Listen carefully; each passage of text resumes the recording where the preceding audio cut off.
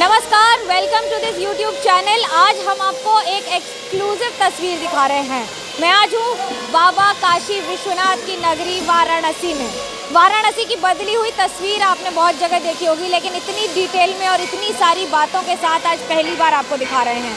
बाबा के मंदिर को अब बदला जा रहा है। जिन सकरी गलियों से होते हुए आप पहले मंदिर पर आते थे, अब वो पूरी तरह से 57,000 स्क्वायर मीटर इलाके का बन चुका है। यानी कि इतना बड़ा प्रांगण है जो आपको चारों ओर देखते ही बनता है। और एक ही नहीं, कई मंदिर हो गए हैं।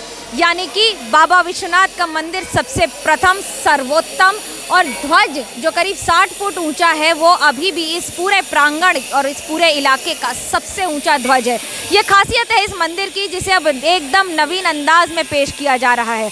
प्रधानमंत्री नरेंद्र मोदी यहाँ से सांसद हैं और उन्होंने वादा किया था कि इलाके और शहर की तस्वीर बदलेंगे, और उसमें सबसे बड़ा ये काशी विश्वनाथ कॉरिडोर, काशी विश्वनाथ धाम जिसे आप कह सकते हैं, अब नए अंदाज में तैयार है 13 दिसंबर को सबके सामने। लेकिन पहली और सबसे एक्सक्लूसिव तस्वीर हम आपको इस चैनल पर दिखा रहे हैं। मंदिर में, यानी कि अभी जो मंदिर आप देख रहे हैं, ये है भुवनेश्वर जी का मंदिर। भुवनेश्वर जी का मंदिर के साथ साथ दूसरा मंदिर आता है तारकेश्वर जी का मंदिर। तारकेश्वर जी का मंदिर जो पहले बगल बगल से दिखते ही नहीं थे, लेकिन अब दिख रहे हैं। उसके बाद आता है बाबा विश्वनाथ का मंदिर, काशी विश्वनाथ में बम बम है। और उसके बाद आता है दूसरा मंदिर, यानी कि वैकुंठ मंदिर। वैकुंठ जी के मंदिर के बाद है दंडपानी जी, जो दंड देते हैं अगर आपने कुछ गलती की तो। बाबा के मंदिर में आरती, पूजन अर्चन कैसे चलता है वो आपको दिखाते हैं। अंदर की तस्वीरें दिखाना मना है, ये हम आपको तारकेश्वर जी की तस्वीर दिखा रहे हैं। नमस्कार करके आप भी ध्यान कर सकते हैं। देखिए ये तस्वीरें, मैंने भी अभी थोड़ी देर पहले पूजन अर्चन किया है। आज तो बहुत अद्भुत अनुभव रहा है, क्योंकि आज गंगा घाट से, यानी कि जो आपको घाट पहले दिखता नहीं था, मैं उस गंगा घाट से जल लेकर कमंडल में आई हूँ, बाबा पर चढ़ाया है। और बाबा पर चढ़ाने का अनुभूति अद्भुत होती है।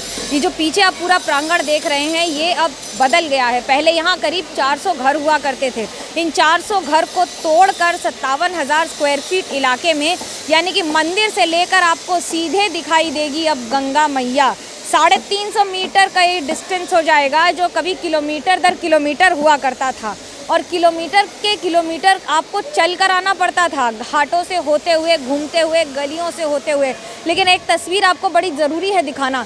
ये प्रांगण तो बदल ही गया है, सैकड़ों इसमें खंबे लग गए हैं, गुंबज लग गए हैं। और उसके साथ एक और तस्वीर आपको दिखा रहे हैं। ये जो पूरा प्रांगण है, इसके आगे अभी बहुत काम चल रहा है।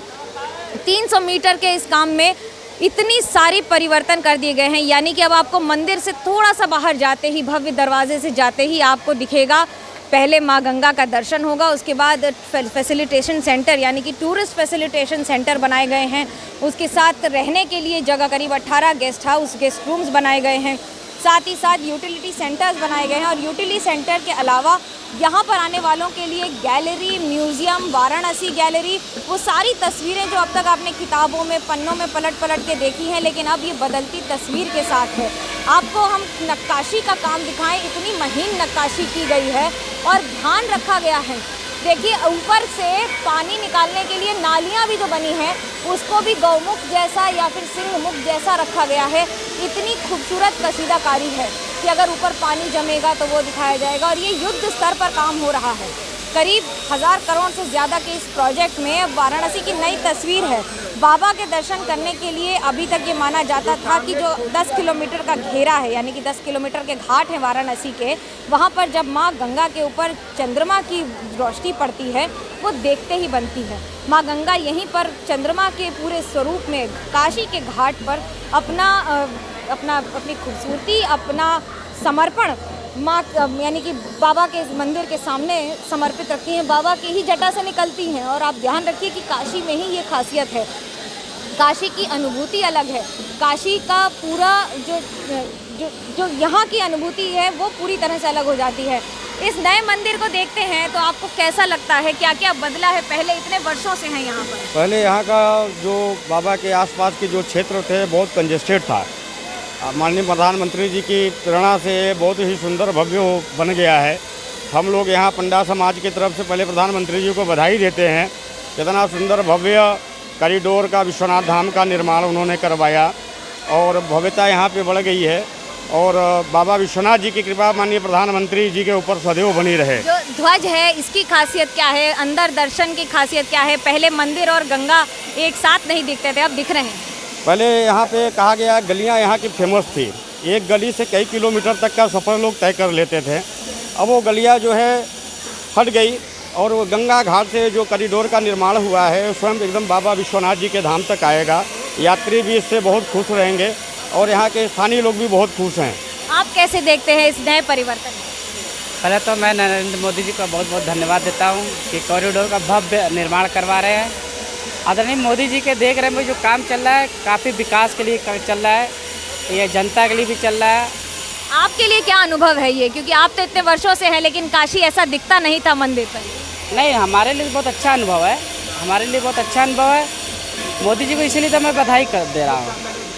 मैं मोदी जी को इसलिए मैं बधाई दे रहा हूँ कि हमारे तो समाज के लिए जो किए मोदी जी अपने तरफ से सरकार तो कर रही है। उन्होंने नीलकंठ तिवारी जी ने मेरे समाज के लिए बोला भी है, कॉरिडोर में स्थान के लिए भी। देखिए एक के बाद एक आपको तस्वीरें दिखा रहे हैं और उसके साथ जो इसकी भव्यता है, जो इसकी खासियत है मंदिर की, वो ये कि प्रांगण में आपको पहले 5000 से ज़्यादा लोग नहीं आ पाते थे, अब प्रांगण है, अब उसके अलावा इतने सारे फैसिलिटेशन सेंटर्स हैं और इस भव्य तस्वीर के साथ आपको अब यहाँ पर एक समय पर 1 लाख लोग यानी 1 लाख भक्त आएंगे। पहले इतनी भीड़ होती थी लेकिन अब जो भक्त आएंगे वो स्वयं अपने हाथों से जलाभिषेक भी कर पाएंगे।